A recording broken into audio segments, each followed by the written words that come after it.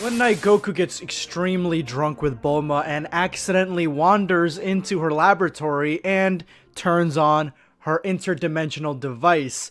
And the next thing he knows, he wakes up in the Narutoverse. Goku immediately calls for the flying Nimbus, but it doesn't come. So he thinks that, alright, let me go ahead and see exactly where I am. I'm gonna go ahead and get my bearings. He feels out the two closest energy signals, and those are two members of the Akatsuki, and that is Hidan and Kakuzu. Now, Goku popped up with such speed that Kakuzu thinks that he is in a genjutsu, which, for those of you guys who don't know Naruto, is basically trapped in an illusion. And the only way to get out of an illusion is by causing self-harm. So he breaks one of his fingers, and Hidan is like, what's going on? What are you doing?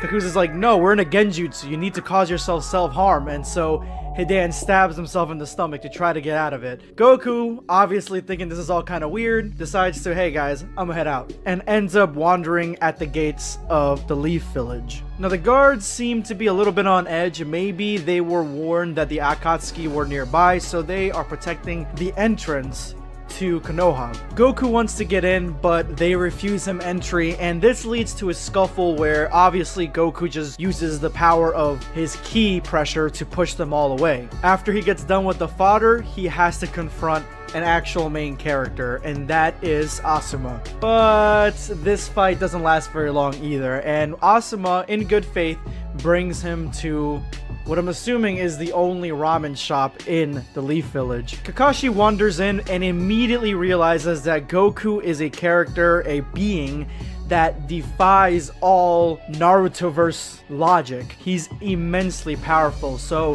they decide to bring him to the Hokage, which in this point in time is Tsunade. Now, before Goku talks to Tsunade, he has been interrogated by the lead intelligence ninja, and all he got out of him was that Goku believes he is from a different dimension. Hiyashi Hyuga has checked him out and checked out his chakra and realized that he has a energy shield around his body at all times, that he's extremely powerful, and then he lays down some knowledge on them that this character is far stronger than the Nine-Tails Fox. They bring Goku in, and Tsunade asks him what he's doing there, and of course Goku tells her he was trying to fix Gohan's computer. That was the whole reason that he was at Bulma's place to begin with.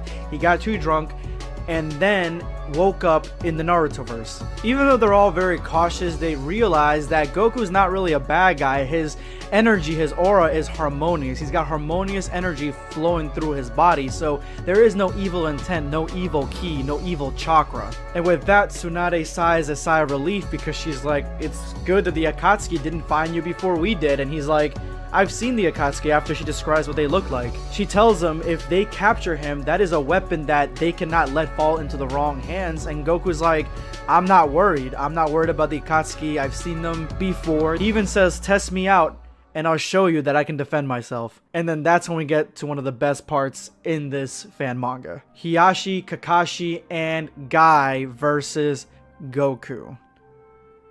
Now, before I begin, this fight literally plays out exactly how I would feel if the ninja from Naruto were versing any character from Dragon Ball. And as I stated a couple videos back, maybe actually a few months back, when I was talking about Dragon Ball characters versus Naruto characters, I don't think that the Naruto characters even come close to the strength of the weakest Dragon Ball character. The only way that the Naruto characters can get a one-up on the Dragon Ball characters is through hacks. Their hacks abilities and their teamwork, but it's still a long shot. As the fight begins, they three attack Goku immediately, with Kakashi hitting Goku with a Kata no Jutsu, which is the huge flame ball, and I just love the way this panel looks. It makes Goku look otherworldly. Like, to these people, he is a deity. He is a god among the Narutoverse people, and it's just amazing. Look at this panel. They attack Goku with normal taijutsu, and it has zero effect. Goku is far too fast, far too powerful, and he has not moved an inch. So they go to plan B, and that is to get Goku off his feet, which they succeed in with teamwork, and Kakashi lands a Chidori strike right on Goku up in the air and knocking him down on the ground. Goku gets up like nothing, and they immediately go into the second phase of Plan B, and that is full-on attack with everything that they have. Even Guy unleashes several gates and in hyperspeed surrounds Goku, but as he tries to sneak up behind him, Goku just easily swats him away, even telling him it's none of his business but he shouldn't move this fast. Remember guys, Goku is a fighting genius, so he probably realizes that Guy is putting his muscles and his body at complete risk by using this technique, and Goku probably doesn't want Guy to hurt himself achieving the impossible, and the impossible is defeating Goku. Undeterred, as Kakashi and Hiashi keep Goku busy, Guy comes up behind him with a flurry of fists, and Goku realizes this is an attack that is superior than any attack that they have shown so far, and is excited about it. Look at this panel, look how happy this face is. But this was a diversion, and they played Goku right into the ninja's hands. And that is the way to do it, guys. They are ninja, so they have to sneak around and they have to circumvent Goku's strength. And Goku is Goku. Hiashi instantaneously hits Goku with 64 palms, closing all his chakra gates. And it looks like this actually works. And I like the fact that they blended in this aspect from Dragon Ball to Naruto, because obviously Ki and Chakra are completely different, and the bodies in Naruto work differently than the bodies in Dragon Ball, but they still needed to make the story sort of work, and him being able to close off Goku's power and the ports to exude that power was a nice touch by the creator of this fan manga. With that, Guy hits him with a flurry of kicks, knocking Goku again to the ground. Now they have closed up all of Goku's energy, so he cannot use any more of his ki, except they didn't factor in a transformation, which Goku uses. He transforms into Super Saiyan in a flurry of light and smoke, and then goes back to normal. So Goku reveals at this point that he took all these attacks voluntarily. He wanted to test out a theory because he realized that the guy with the wide eyes could shut off his ki, so he wanted to see if he can push through that with his Super Saiyan form and see how powerful the ninjas were when his energy shield was down. And then he pats them on the back, stating that, yeah, they hurt him. A little. Unfortunately, it was all that for a drop of blood. And as Goku immediately attacks, he takes out Hiashi and Guy in one panel. He underestimates Kakashi though, and doesn't hit him with full force. He just knocks him back with air pressure. And Kakashi's still good after this because he hits him with his Sharingan. And I just love the way this panel looks. Guys, genjutsu, the powerful genjutsu that the Narutoverse has, can be used in a very hacksy way to take out Dragon Ball characters in very specific situations. Unfortunately, in this one, I don't think Kakashi's Sharingan was either powerful enough or he didn't have enough energy to really deal Goku in, because he tries to knock Goku out with the Sharingan, and Goku's about to pass out but gets right back up and is extremely excited to what just happened. He's extremely happy. Unfortunately, seeing this being Goku's reaction, Kakashi forfeits the match and Goku wins. Hidan and Kakuzu go back to the Akatsuki and tell them about Goku, and Itachi is immediately intrigued and wants to find him. At the same time, Tsunade tells Goku about Jiraiya and how he may have a jutsu that may bring him back to his own dimension. And for some reason, Danzo's in here. He's interested in Goku, but that's not important at all. Itachi's searching for Goku. Goku is searching for Jiraiya. They're both not having much luck in finding who they're looking for. And at this point, Kisame is about to give up because he does not believe that Goku actually exists up until he sees him flying through the sky. This is a great panel because he was about to give up, and then Goku's just flying through the sky without a care in the world looking for Jiraiya. Remember, this is in Dragon Ball. Not anybody really can fly. Not like in Dragon Ball anyway. And so this is kind of a weird occurrence. And obviously this would be Goku. Kisame flags him down with the only way that he could. And when Goku lands, he immediately recognizes the Akatsuki cloaks and knows that he's in for a fight. Kizami knows he's in for a fight. Itachi sends him out into the maelstrom, the first in the line, knowing that Kizame is going to be the character that can reveal Goku's secrets to Itachi. Itachi is going to study Goku's jutsu. Goku does not have time for this distraction and shoots a ki blast at Kizame, but Kizame does have ninja-like reflexes and he blocks with his sword that absorbs the ki. Kizame then attacks and of course Goku easily dodges. Itachi realizes that Goku's not using any special jutsu, he's just extremely fast. And Goku tries again, he shoots another ki blast and the same thing happens. His sword, Samehada, is just eating it all up and of course it's transforming. So Goku tries a ki blast for a third time, but this one packs a little bit more of a punch. This is, of course, the Kamehameha wave, and Kizame believes that Goku's praying.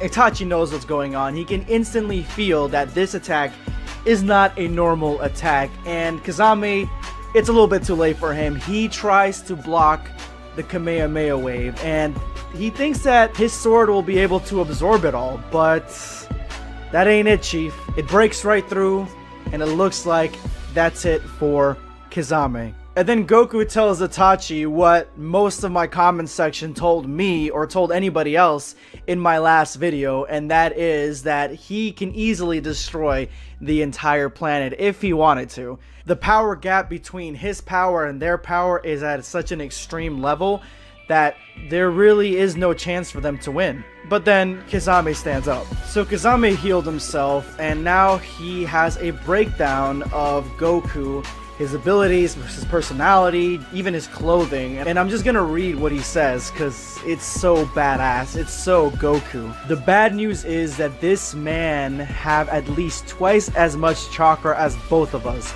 On the other hand, he is extremely wasteful. I guess nobody learned him how to control chakra. Of course, the translation is a little bit off on that one. His body is deformed by his muscles. I guess his specialty is taijutsu. He must have a brute force that's beyond our imagination.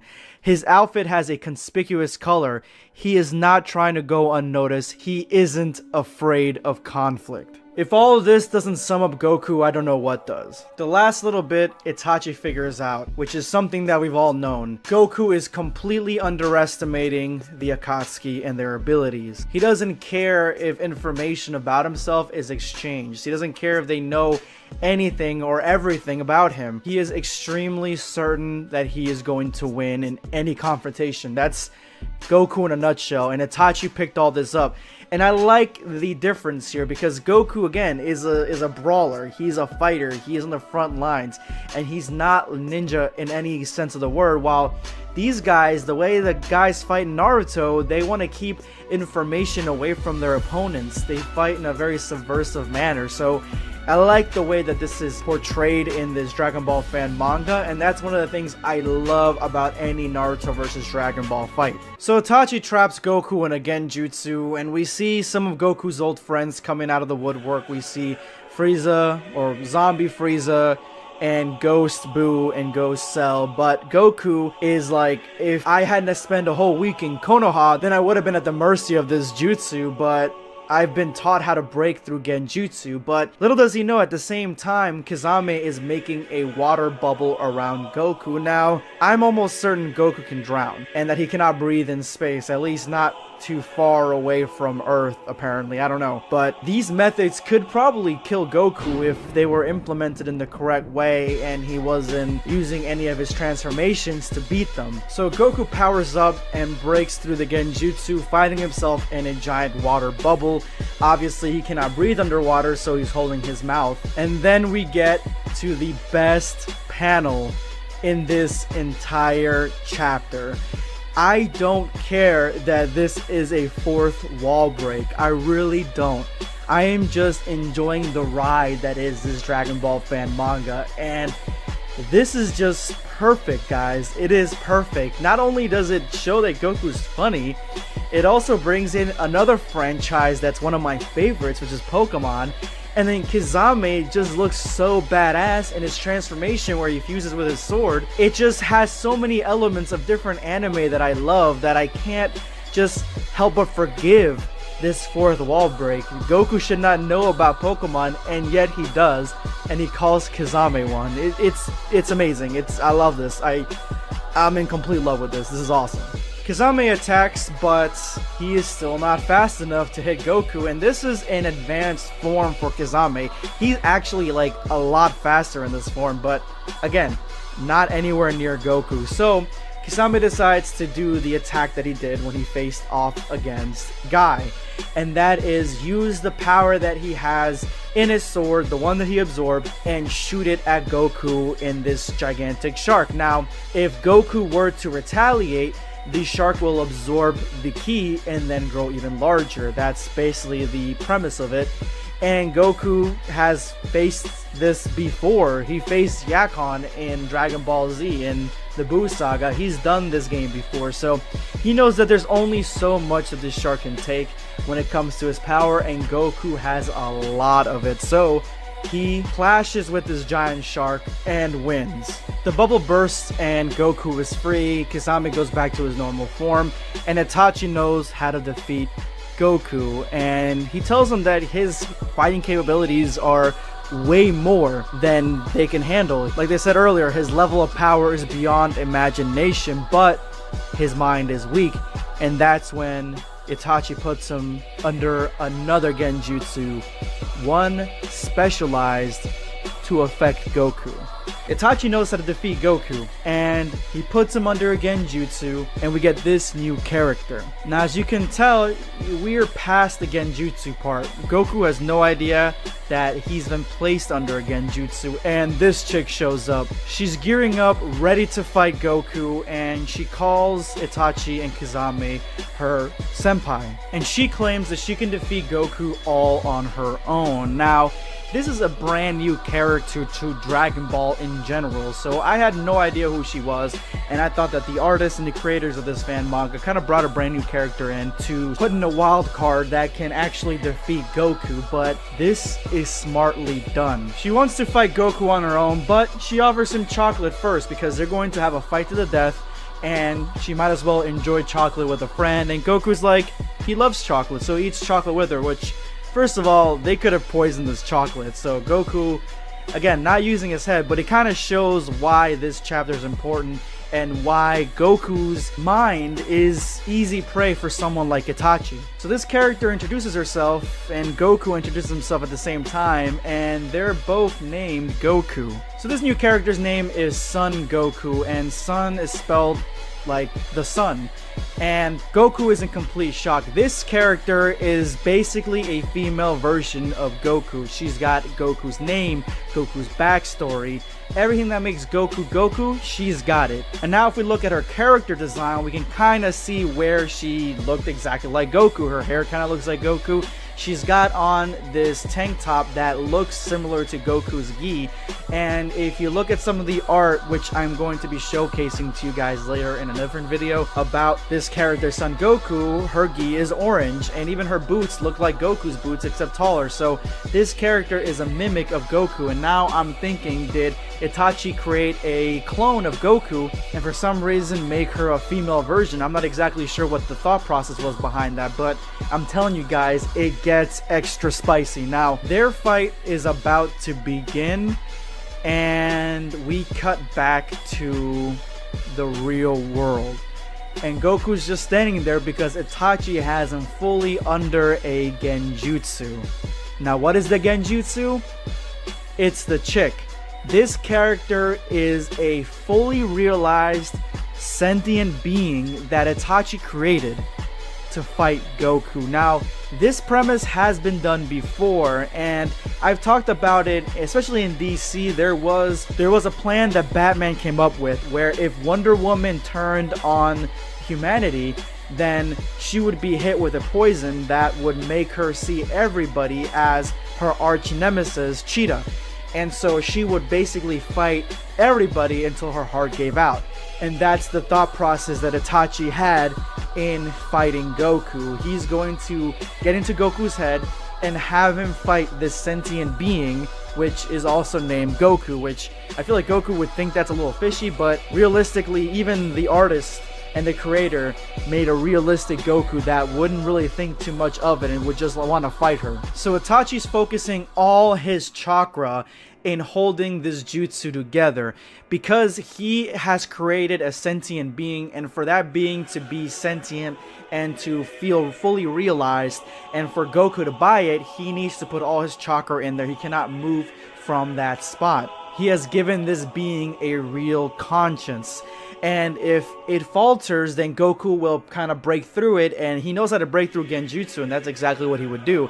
So the reason he's holding Goku up like this is because he wants Kizame to inject one of Sasori's poisons into Goku to kind of get him neutralized, and then that way they can capture him easily. But then, before he's able to poison Goku, motherfucking Naruto shows up. And I'm sorry, whenever Naruto showed up in Naruto or Naruto Shippuden, it's got the same effect as when Goku shows up in sticky situations. You know everything is going to be alright. And not only that, he also has the GOAT Jiraiya with him at the same time. So you know Goku is about to be saved. The fighting between Goku and Goku heats up, and they're basically going all out because even Kizame mentioned to his Goku that, yeah, they are basically in a desolate area. There isn't anybody for hundreds of miles that can go all out, and I think he knew that our Goku would appreciate that, so he would go all out and kind of wear himself out even more. And right now they are fighting evenly in base form. They go into Kaioken, and of course Itachi's Goku knows Kaioken as well. They go into that, and then that's when Itachi's Goku shows that she's also a Saiyan by going into Super Saiyan to Goku's surprise, and immediately gets the upper hand until Goku is forced to go into Super Saiyan as well. And this has the added effect, which was a cool little touch, that in the real world Goku goes into a Super Saiyan transformation. And just like some of my favorite Dragon Ball moments, Itachi, Kizame, Naruto, and Jiraiya are in awe at the Super Saiyan transformation and how much chakra he has now. Jiraiya and Naruto try to get at Itachi, but Kizame is in the way. And remember, this is Naruto from Shippuden, probably early Shippuden, so he's not gonna be at the level as he was at the end of Naruto Shippuden, but we still got Jiraiya here, so that counts for something. The fighting between two Super Saiyans is fierce, and Goku actually gets sold at one point where he thinks that the other Goku is going to have a Kamehameha enough to destroy the planet. He tries to stop her, but she instant transmissions right behind him and hits him at direct point-blank range with her Kamehameha. But Goku, in that split second, was able to realize what was going on and dodges it with his own instant transmission. And this altercation pushes them to go into Super Saiyan 2. And we can see here that Itachi's Goku is basically matching everything that our Goku can do, and since this is a genjutsu, this version of Goku, the Itachi version, she's going to be far stronger and always have the upper hand.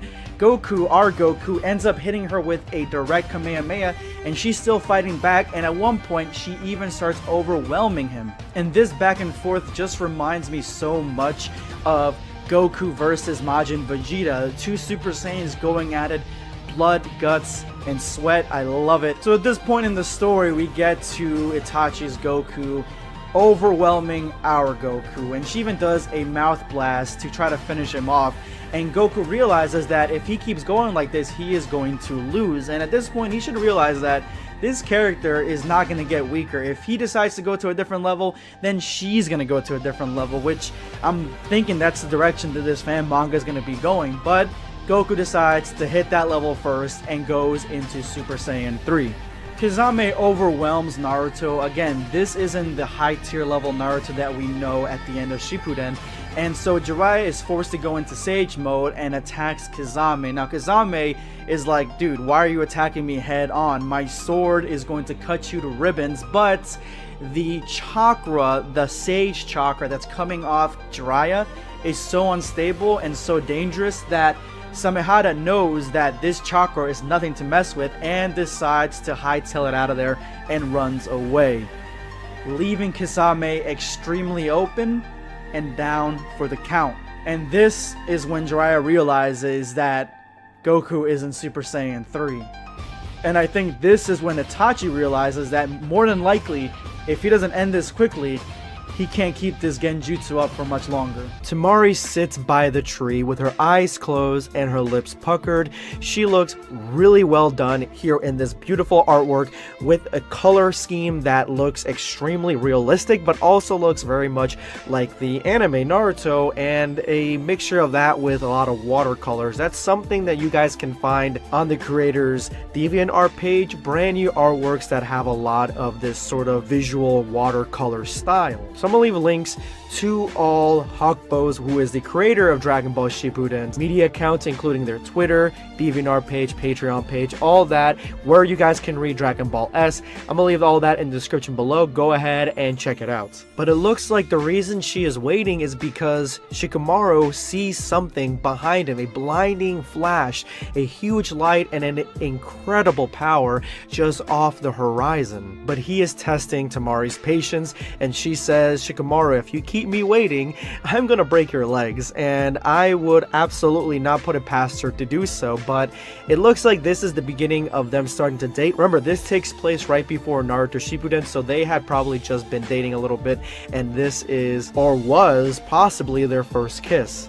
But deep in the mountains, deep in the forest, crows and birds, all sorts of avian wildlife starts flying into the distance because they feel it as much as Shikamaru feels it. Blinding light, lightning style power, chakra that the ninja world has never felt before, and it is tremendous. And Tsunade knows exactly what's going on as she looks on in awe and realizes that this is coming from the direction that she sent Goku on previously. Goku's new transformation has changed the weather patterns all over the world, and lightning and thunder, all that crackles around his presence. And now if Goku didn't have the undivided attention of the Akatsuki, he sure as hell has it now, as we see Toby and Pain both looking on in awe as the power surges through the atmosphere and the weather throughout the entire planet begins to change. The immense amount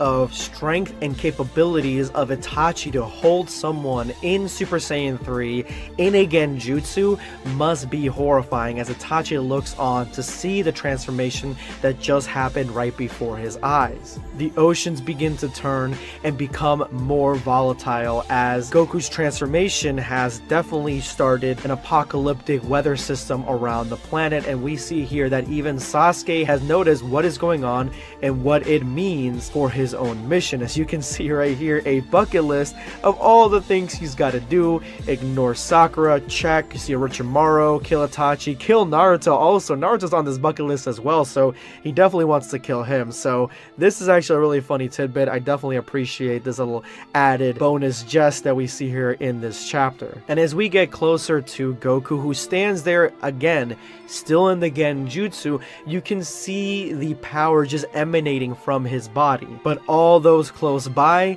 this is not good for them, because the power is sucking everything around him, bringing it into where Goku is standing and creating a volatile situation at ground zero where Naruto and Jiraiya can barely stand to be there, and Itachi is barely holding on with his genjutsu. Kizame, already weakened by his fight with Goku, was knocked out by Jiraiya when Jiraiya was full on ready, and Kizame had his guard down because his sword went flying and scared because of Jiraiya's strength, and he begins to think about the past, where Kizame was all alone and a very well endowed shinobi asked him to eat with them, but he says, leave me alone, and the rest say, he's not part of us, he's not one of us, just let him be. So it shows that Kizame also had a troubled childhood, and this is something that you see a lot in Naruto, where the past is extremely painful, and it's not like black and white where a villain is a villain and a hero is a hero. There is circumstances to what happened throughout their lifetime. But that's not all that Kizame is thinking about. He's thinking about when he was walking through the Leaf Village, and this is around the time where they first attacked Konoha, or they first infiltrated Konoha looking for Naruto, and then they fought Sasuke instead. And Kazame is ready to get this mission over with, and Itachi stands right in front of the Ichigaru restaurant, the ramen shop that Naruto and everybody else seems to frequent all the time. And Itachi calls back at Kazame and says, "Allow me to introduce you to my favorite restaurant," which is a tender moment between these two combatants, these two allies, or very tenuous allies at best, basically, because not everybody in the Akatsuki are friends. But it looks like Itachi and Kazame had an actual friendship going into this, and this is just showing how Kazame probably had only one friend in the world, and that was Itachi. And as Kazame comes back to reality, the realization is that he is possibly at death's door right now. That punch looks like it really took everything out of Kazame, and the fact that he is in the whirlpool of ki emanating from Super Saiyan 3 Goku probably isn't helping matters much. Back in the genjutsu, we see that Super Saiyan 3 Goku is a reality when facing off against his female counterpart, Sun Goku, S-U-N. And Sun is staring at him in awe. And for the remainder of this review, for this story, I'm just gonna call the female version of Goku Sun, and Goku Goku. She recommends that Goku surrender because at these levels right now, she would have a hard time not killing Goku, and if she is part of Itachi's genjutsu, I don't know if Goku dies in this genjutsu, he probably does die in real life, and they want to take Goku back, at least his body, to dissect it and see exactly what makes him tick, maybe make some weapons out of Super Saiyan Ki and his biology, which would be crazy to even think about. Orochimaru would have a field day with Goku, and Goku says, "Don't worry about me, I'm fine." This is the moment where I started realizing that the artwork is a little bit different than it was before. It's more dynamic, it's more visceral, there's more musculature, there's more details, and it just looks like an enhanced style of what we've seen before. And it's been 7 years since he's drawn this Dragon Ball fan manga, so it definitely makes sense for there to be such a huge improvement in the artwork. But Sun reverts back to her base form, and she tells him again to surrender because at these levels there will be collateral damage, not just here but on the outside world as well. As you guys can see, it's having huge dramatic effects on the planet. And she asks him, "I'm fine with killing innocent people, are you?" So that just shows that even though she is the female counterpart to Goku, she isn't exactly like female Goku. She's just kind of like the visualization, the representation of what Goku is in a female form. But she, as I told you guys before, has basically taken a life of her own, and I'm hoping that she becomes an actual real life character. Maybe she pops out of the genjutsu and becomes real at some point. But Goku says when he goes back, he'll resurrect everybody that he's killed, which is a very callous thing to say. Like, he wouldn't mind people dying just for him to have a good fight as long as he can bring them back, which doesn't sound like a Goku that we know as base Goku, but definitely sounds like something a Super Saiyan 2 Goku or more would say, even Super Saiyan.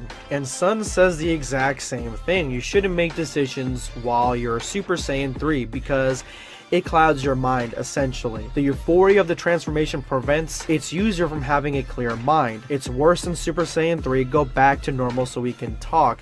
And she wants to talk it out with him at this point, and she's kind of talking down a little bit to Goku, but still, she has a point because we all know that the Super Saiyan transformations just change the way that your attitude is, especially for someone as friendly and nice and docile as Goku. But Goku says, "Don't worry, I'm fine." Like he has this all under control, which he probably does not. So Sun decides, you know what, whatever, and she transforms into a Super Saiyan 2, saying that this is going to be enough for you. And Goku's kind of pissed off at that. Why aren't you transforming into a Super Saiyan 3? But she says, "Don't worry about me, I'm fine.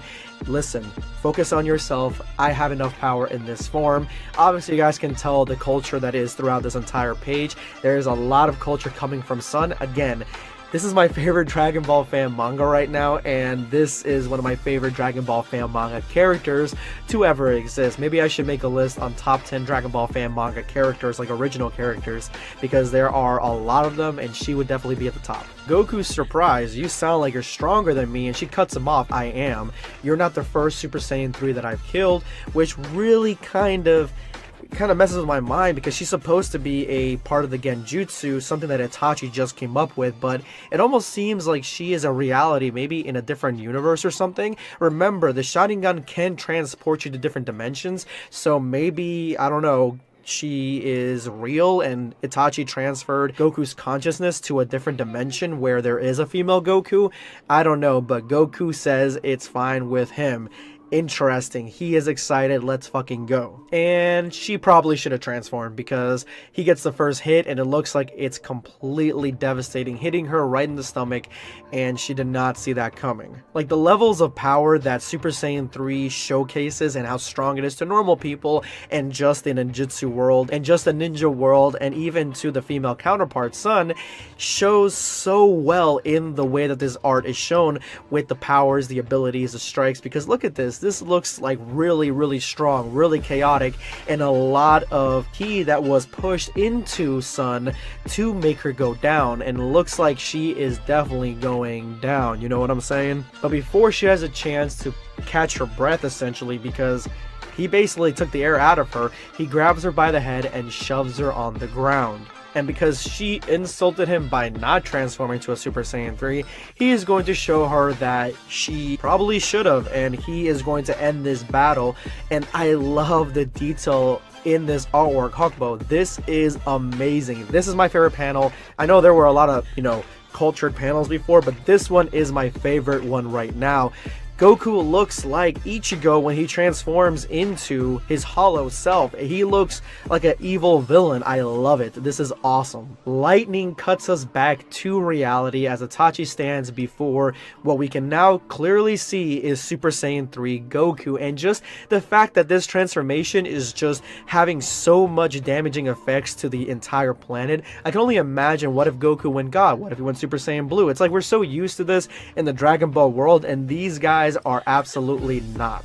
Kazame starts realizing that Itachi is in trouble. He can't hold Super Saiyan 3 Goku for very long, and if Goku snaps out of it, he's going to destroy Itachi. So Kazame starts trying to gather up strength because he needs to defend Itachi at all costs, but his body is falling apart. But he needs to do what he can for one of his best friends, if not his best friend, because he is vulnerable, and that's when something grabs a hold of Kazame.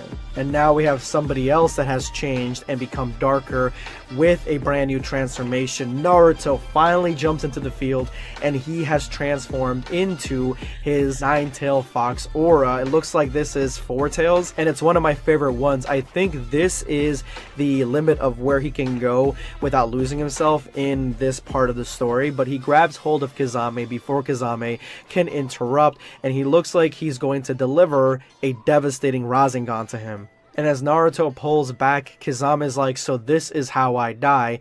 And it looks like Naruto's not pulling any punches, similar to Goku. Actually, the similarities between Goku going dark and about to destroy Son Goku, and then Naruto doing the exact same thing to Kazame, it's a very similar song. Like, this looks like it could be cut together next to each other to showcase exactly what their powers can do to their biology and their mind. And it looks like Naruto is going in for the kill to finally destroy Kazame, reaching back and delivering a huge Rasengan, a nine-tailed fox Rasengan, into Kazame's sternum. After transforming into his tailed mode, Naruto punches out Kazame, ending the onslaught of one of the most notorious Akatsuki members in its tracks. But as Kazame is launched through the air, his trusty sword seizes peril and jumps into action, carrying the broken Kazame on its back. But as the sword seems to protect Kazame, Jiraiya looks closely and realizes that there is something else going on, and he cannot underestimate Kazame by any means necessary, so he handles the fight from here on. Samehada shivers as Jiraiya goes into the enhanced Sage mode. As Kasame looks onward, he realizes that the chakra that Jiraiya is engulfed in will end any more regeneration for Kazame. Seemingly, that is what's going on with the sword. The sword is trying to bring Kazame back into the field of battle. And that is when Kazame realizes the hard truth. And that is that they finally realize exactly how Kazame and Itachi are fighting, and since Kazame is defending Itachi, they are both going to die here. Jiraiya, and maybe with the assist of Naruto, will take both the Akatsuki members out. Remember, Itachi is stuck in this genjutsu trying to hold Goku in it, and since all his attention and chakra are delved into this genjutsu, he cannot move and therefore is vulnerable. So if the situation does not change or more Akatsuki members don't show up, then they are going to lose. And that is when Itachi responds with something that I didn't really see coming, and that is that he basically has signed his own death warrant by holding Goku in this genjutsu. If he relinquishes the genjutsu, Goku is strong and fast enough to obliterate Itachi and Kazame. So Itachi's fate is sealed regardless. If he lets go of the genjutsu, Goku kills him. If he holds the genjutsu, Jiraiya kills him. But he says that Kazame can still make it. He can still run away. And as the fire rages inside the genjutsu battlefield, Son Goku is thinking back to what the Akatsuki had told her, that if she strikes a deal with them, then the Akatsuki can help her get them back. Now, whether that means revenge or to get someone she lost is unsure, but right now she is thinking back to the deal that she struck, making it clear that she may not just be a genjutsu after all, she actually may be a real-life living person. Son Goku agrees with Goku that right now in her condition, if an attack hits her in Super Saiyan 2, then she will most certainly lose, let alone the Super Saiyan 3 that Goku is holding. And Goku concurs, saying that he kind of wishes that she could touch him because he is wanting a fight, but right now he is pulling his punches, trying not to kill her. And I know what you're all thinking, but I'm not going to make the comment here that you guys all want me to make. And that is when Goku pokes the bear by saying that considering her abilities, those she must have killed must have been ridiculously weak, and this is enough to trigger female Son Goku's rage, and she explodes into a fury of ki, screaming to the top of her lungs, "How dare you!" And as her hair grows and the ki envelops her, it is clear exactly what has happened. She has been pushed into the Super Saiyan 3 state. To Goku's gleeful expression, Goku's happy because now he has the fight that he wanted. But since Son Goku has been mimicking his transformations up to this point, it is kind of strange she would have to have some sort of outer trigger to go into the Super Saiyan 3 states, and she's been just copying Goku's transformations. But this just holds more credence to the fact that she more than likely isn't just a genjutsu, but she is a real life person, that she is maybe an alternate version of Goku from a different dimension, which would fit nicely into the multiverse aspect of Dragon Ball Shippuden. But female Son Goku makes it clear, I only need one hit. And if you haven't noticed already, I haven't mentioned it yet, but the artwork in this is phenomenal. It was the same thing with the last chapter, the renewal series, the one that has continued after years and years of hiatus. The last chapter in this one has a more detailed and more visceral type of art style, and I definitely love it. I think that the original had its moments and it was really, really good, and it was very minimalistic, but it still was pretty cool. But I definitely like this because it gives a lot more of an epic tone to exactly what this fight means. Without warning, she strikes Goku head on, and Goku, still standing, says, "You were Saiyan," being cocky as all hell. I love Super Saiyan 3 Goku. She yells at him again, "Shut up." And with her temper rising, they go into a flurry of punches, punching, delivering kicks, headbutts, and just going toe to toe. Even Goku looking like he has taken a few punches to the face and loving every second of it. Of course, I would love it too. Wink, wink, nudge, nudge. But Son Goku, female Son Goku, really is giving our boy a run for his money. And it seems like right now they are pushing the limits of the genjutsu, flying all through the space and screaming at the top of their lungs, using abilities and power levels that they have never shown before. And I'm not exactly sure how Itachi is holding this all together without breaking apart or having his mind splintered open. But yes, this is an epic fight in a genjutsu, what I've always wanted to see in Dragon Ball Shippuden, and I'm so happy that we finally get to see it. Itachi barely holding it together as Jiraiya after he dies. What will happen to Sasuke? Jiraiya of course has the diplomatic answer, the real answer, and that is that Sasuke is a Ronin. He is an ex-ninja and a traitor too, and that is when Naruto stops Jiraiya from talking, yelling that Sasuke will never be a traitor, and even if everyone drops him, I won't. Because Naruto makes it clear here and now that he will save him because he is his friend, and this draws a smile across Itachi's face. Itachi already knows that this is his final hour. He is at death's door. He has no other options. He is wide open. If he releases Goku, if he ends up trying to save Kazame and fight off Jiraiya, Goku himself will kill him. And right now, Itachi is even too weak to face off against Jiraiya after the length of time that he has spent trying to hold the massive power of Goku under this genjutsu. Kazame still holds out hope that Itachi can make it through this, that Itachi can prevail, that Itachi can win. So Itachi asks Jiraiya one thing: after he is gone, what will become of his little brother? And this is something that Jiraiya speaks plainly about, that because he is a traitor, Konoha will view him as a Ronin, and he will no longer have protection from Konoha. And that is when Naruto yells out, "Enough! Sasuke will never be a traitor, and even if everyone drops him, I won't." Because Sasuke is his friend and he will save him, which is the only thing that brings a smile to Itachi's face, that Sasuke has such a determined friend able to save him, protect him, watch over him when Itachi is gone. This is how you know that this is Itachi's final hour, because he knows this is a no-win scenario.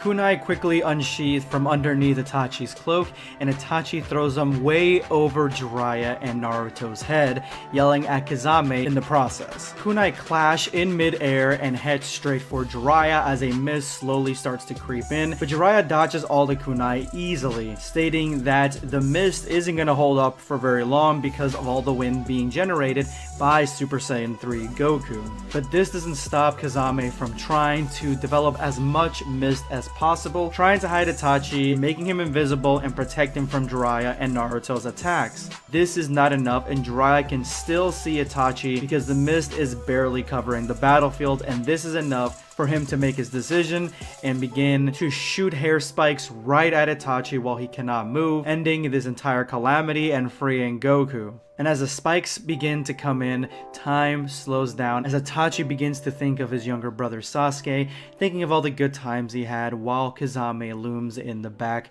and Itachi stares at these spikes with his Mangekyo. Just then Kazame stops these spikes from killing Itachi right then and there, using his own body to do so, as the spikes clearly go through all his limbs and gravely wound him. This is an unexpected surprise by Itachi and shows the level of depth between Kazame and Itachi's relationship at this point. Dragon Ball Shippuden actually adds a lot of depth to the relationship, almost giving them a sort of Naruto and Sasuke relationship where they actually kind of care about each other, which is something that we really don't see that much in the anime or the manga itself. So I like that it's here because they are teammates and they've been together for very long, and we've seen that in earlier chapters Kazame does think fondly of Itachi, so this makes perfect sense that he would throw his life away to try to save him from getting hit with all those spikes. Although their endgame plan, unless any more Akatsuki come, is shoddy at best, because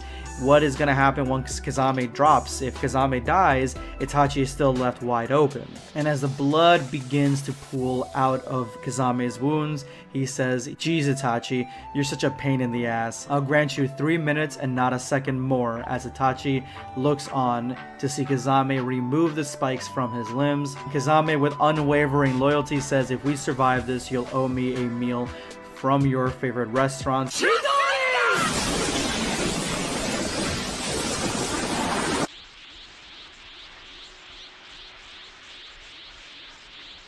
We are not used to seeing you expose yourself. What is the situation? Itachi fights a man who appears to have stellar chakra.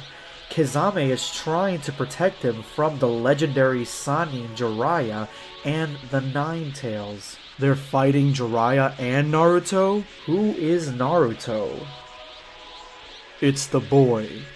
I'm surprised you know the names of all the Jinchurikis. Not all. Just him. Wow!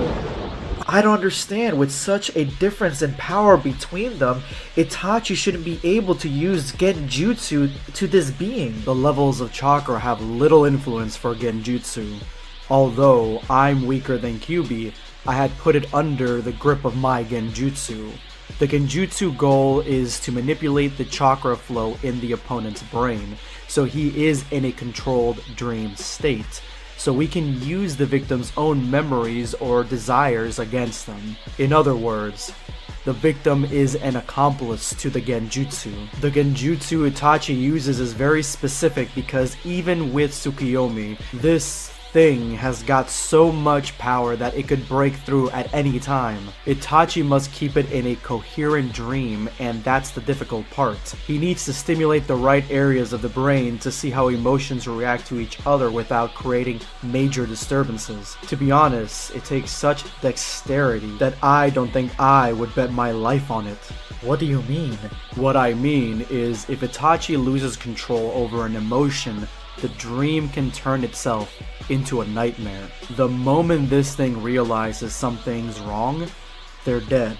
Anyway, what's your plan? You want me to? We'll do nothing. Excuse me? Interrupting now could disrupt Itachi and jeopardize the integrity of his genjutsu. Obito, we can't leave them like that. On this one, they are all alone. Let's go. It's a shame. I would have liked to see you fight against your little brother. Good luck, Kizame and Itachi. In the genjutsu, the dream world is set ablaze, with rivers of lava, volcanic ash, and lightning littering the air. Female Goku struggles to get to her feet as she lays inches away from a lava pool, not sure why she cannot hit Goku. She calms herself down and collects her thoughts because last time she went rogue in the Super Saiyan 3 form, it didn't end well for her. All she needs is one punch, one hit, something to get a hold of Goku to defeat him, and that's when she launches her attack.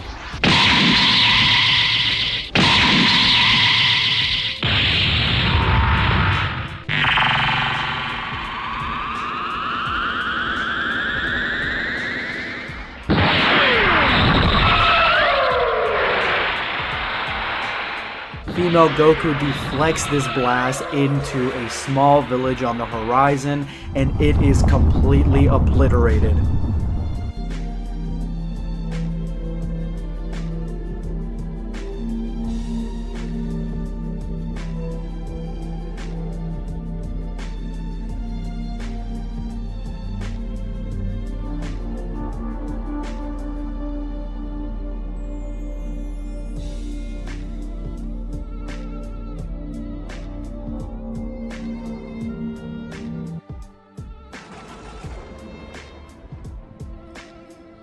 I'm at my limit.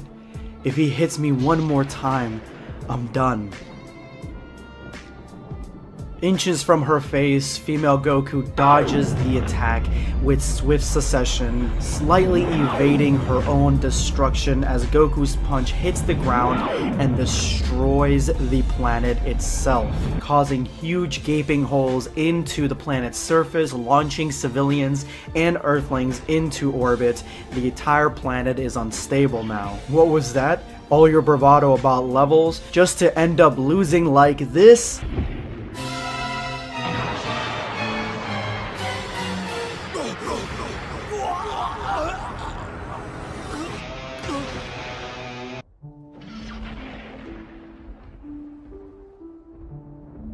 Do not resist. The more you resist, the harder it'll be. You use level 3 way beyond its limits, and now it's time to pay the price, son. You know why I beat you? Because you have free access to Dragon Balls in your world.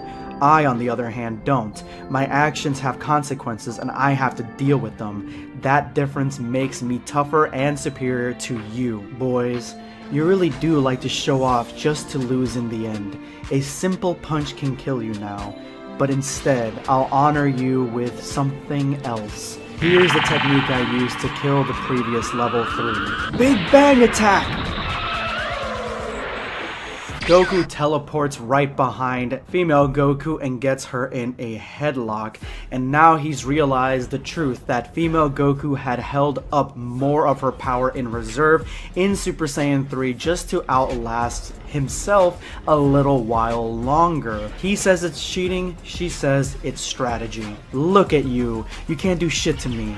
All you can do is teleport yourself to an energy source, and here the only power source around is my great self. You don't have the power nor the techniques to take me down, boy. You're not a bad person. We shouldn't kill each other like that. How nostalgic. A long time ago when I was naive, I tried to change people. Sorry boy, but I am not Vegeta nor Piccolo. I'm going to kill you here and now. Any last words before I send your ass back to Dende? You know, son, you're not the only power source around. Your big thing is too. Crap! Using instant transmission trickery, Goku gets her to take the full blunt of her Big Bang attack, and Goku declares himself the winner. But on the outside, a very different story has shown itself. Goku has now, in real time, powered himself down to base. But Itachi is still left with a difficult choice, and he's deemed it too difficult to capture Goku now. There's no point in it with their current strength and limitations. But Jiraiya won't let Itachi escape that easily. We're already gone. You are currently under my genjutsu, Jiraiya-sensei. In a few seconds, your frogs will release you from my illusion. I take this moment of rest to ask you to prepare a scroll to seal my dark flames. And why would I do that? When you are freed from my jutsu, please look behind you. Naruto! Itachi seems to have pushed himself beyond his limit as well, capturing everyone in a genjutsu as him and Kazami wander off, but at the same time using the dark flames against Naruto, who had the advantage against Kazami.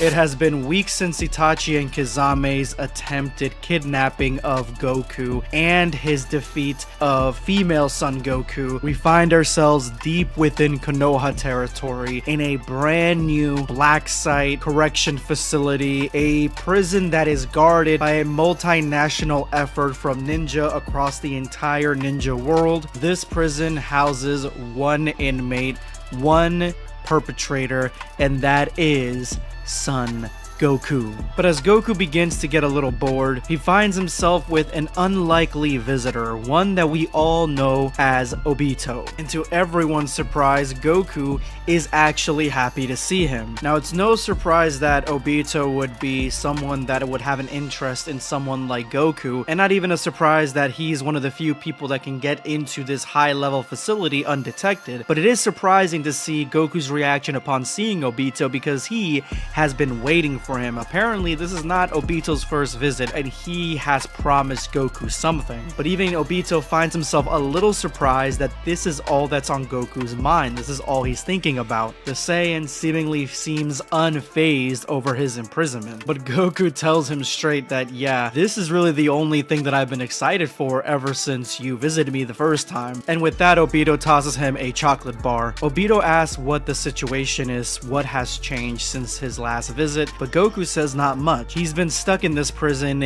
at the same level since the event that happened weeks before. And we're brought into a very slick flashback. This one, I like the way that it's paneled. It's showing Goku at the current stage, but it is almost molding itself really naturally to this flashback that happened weeks before. So we finally get to see exactly what actually happened right after Itachi and Kazame's incursion against Goku.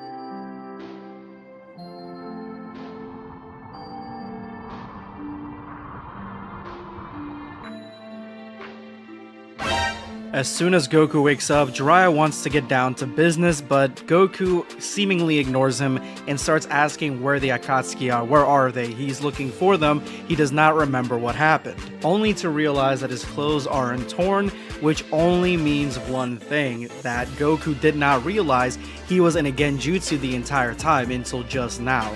Now he's finally believing it. He was in a genjutsu because even the landscape is completely unchanged, and Goku probably feels a little silly here that he was able to be trapped so easily in a mind trick this powerful, something that Goku at this point in time, at least this Goku, really has no way of combating. Goku is still ignoring Jiraiya, finally realizes that he's standing right behind him, but he feels like he seems a little familiar, and Jiraiya, of course, has gone through some of Goku's things and has found the drawing that Goku made earlier on in the manga when he was given a description of Jiraiya, and now he knows who he is. He is Naruto's master. But Jiraiya has zero time to really talk to Goku because he's realizing that someone is closing in.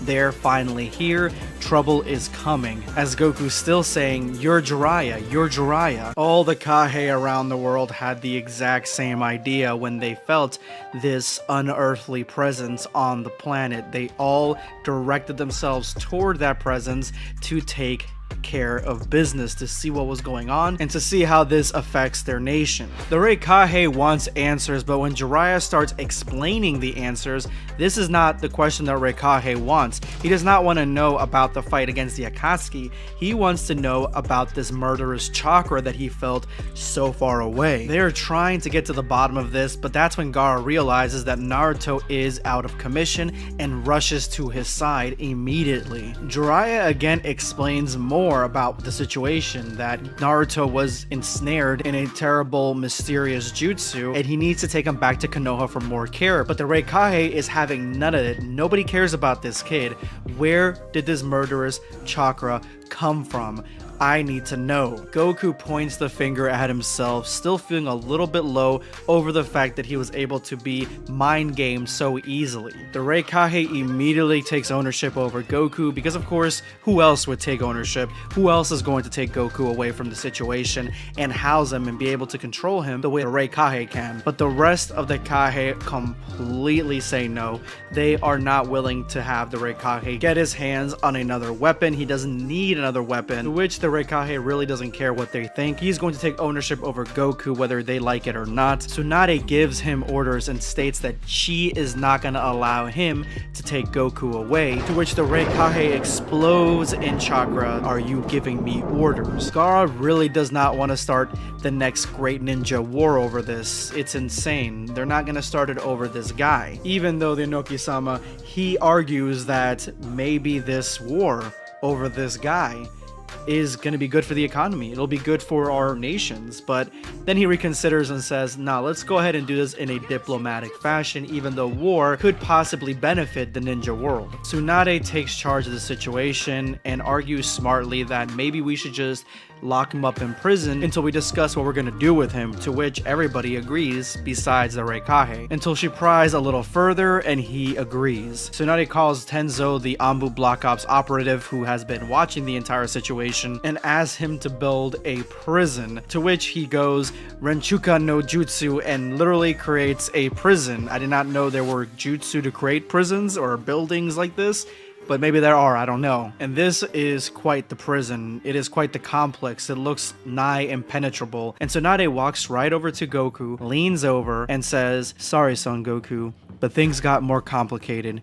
Can you stay in there a few days? Goku does not like the idea of being locked up in prison, but she asks him, please, I really need you to do me this favor. To which Goku agrees. Obviously, they already have some sort of working relationship because Goku landed in Konoha originally, so he trusts her. She promises him that everything is going to be alright, ending the flashback back in the cell where Obito is demonically watching Goku eat the chocolate that he gave him. And that is the end of today's chapter. Subscribe for more content.